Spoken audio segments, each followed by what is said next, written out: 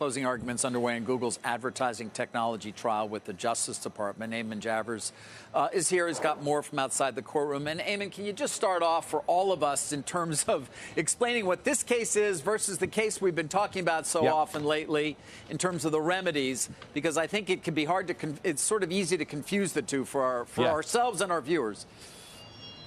Yeah, absolutely, David. That's right. So we're here at the Rocket Docket. This is the Eastern District of Virginia in Alexandria, Virginia.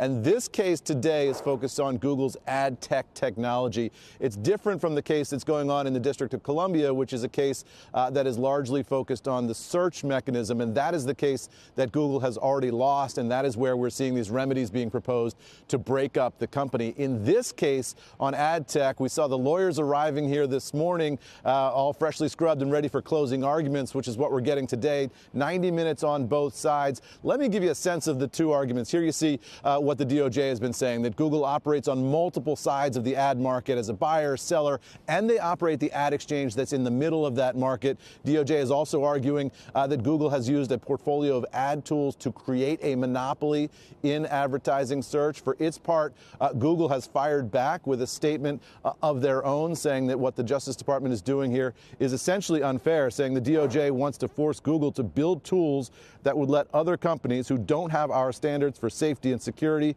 market to our customers and use our technology.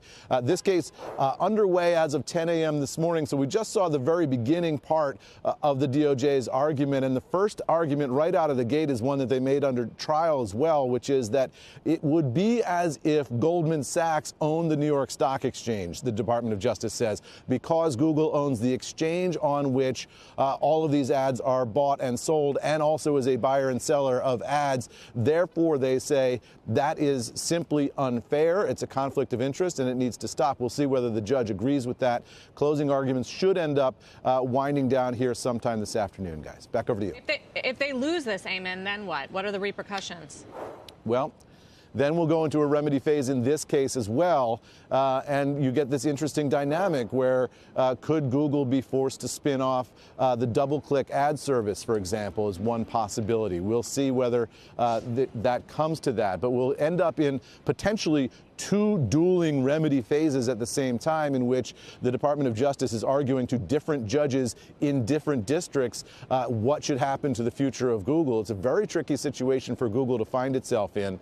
And then at some point, we would imagine that all of that would be appealed, possibly even all the way up to the Supreme Court. There's a lot of legal maneuvering between here and there, guys. Eamon, thank you. And thank you for the very concise explanation so we can all keep these things straight.